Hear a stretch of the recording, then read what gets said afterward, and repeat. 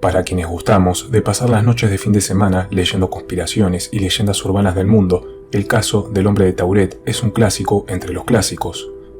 Quien no haya oído de esta historia, en resumidas cuentas, en el año 1954, las autoridades del Aeropuerto Internacional de Haneda, ubicado en Tokio, Japón, detuvieron a un misterioso sujeto cuyo pasaporte señalaba que era oriundo de Tauret, un país que no figura en ningún mapa.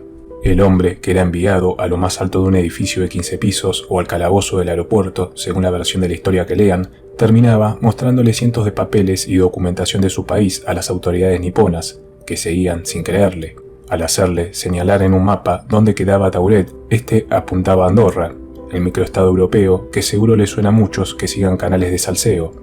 Este misterioso hombre de Tauret era esposado en aquella habitación o calabozo mientras las autoridades del aeropuerto contactaban con investigadores de la policía, pero al regresar y abrir la puerta del sitio, que permanecía cerrada con llave, el hombre de Tauret había desaparecido, al igual que toda su documentación.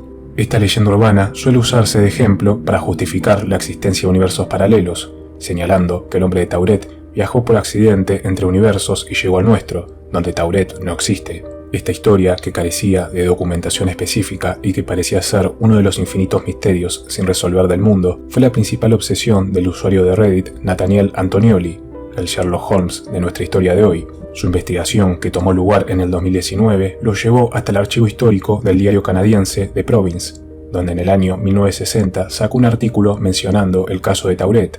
Esta nota del diario, que están viendo en pantalla, es una fuente preciada de datos sobre el lore del hombre de Tauret. Su nombre original sería el de John Allen Kutarsegrus. Habría nacido en Etiopía, pero se había nacionalizado en el país de Tuaret. Y esto no es un error mío de pronunciación, ya que en el diario se menciona que el país ficticio no es Tauret, sino Tuaret. Segrus también aludía que trabajaba en el servicio de inteligencia egipcio del coronel Nasser.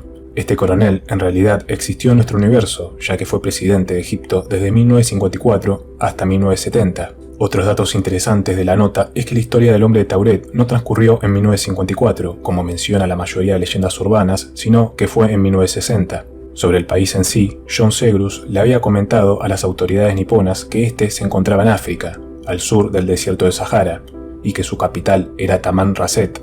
Esto también daría un giro en la historia original de que Tauret se encontraba en Andorra.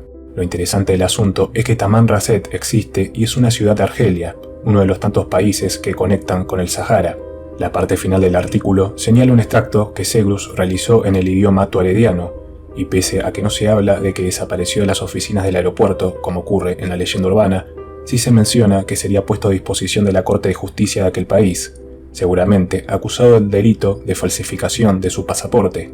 La investigación del usuario Nathaniel no terminó acá, ya que también se hizo con unas cintas del Parlamento británico del mismo año 1960, donde se debatía acerca de las pocas leyes de regulación sobre los extranjeros que ingresaban a Europa. Uno de estos integrantes del Parlamento, para justificar que debían endurecerse las leyes, hacía mención del caso del hombre de Tuaret. Sí, una vez más se le cambiaba el nombre al país ficticio. Gracias a esta mención conseguíamos dos datos extra del caso: que Segrus había sido procesado por la justicia nipona, es decir, se lo había declarado culpable, y que entre los datos que había dado sobre Tauret, mencionaba que este tenía una población de 2 millones de habitantes.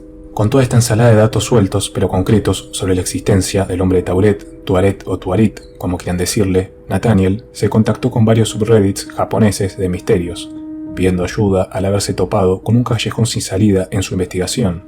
Es en este momento que la investigación del hombre de Tauret se congeló por muchos meses. De aquel lejano 2019, donde Nathaniel inició su investigación, tenemos que hacer un salto, tanto de fechas como de protagonista, ya que en noviembre del 2020 el usuario japonés Tadayoshi encontró la evidencia definitiva del caso del hombre de Tauret. En el artículo periodístico que están viendo en pantalla tenemos por primera vez la foto de nuestro hombre de Tauret y la explicación oficial de su historia.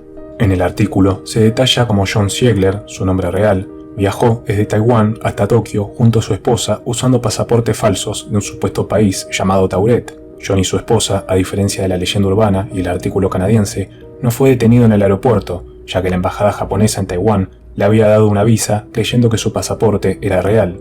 La causa de la detención de Ziegler fue que robó 2 bancos durante su estadía en Japón. Ahora, lo más bizarro de su caso fue que Ziegler, condenado a solo 1 año de prisión, tenía oculto un pedazo de vidrio en su boca y durante el juicio, tras oír su condena, escupió el vidrio e intentó usarlo para cortarse el cuello.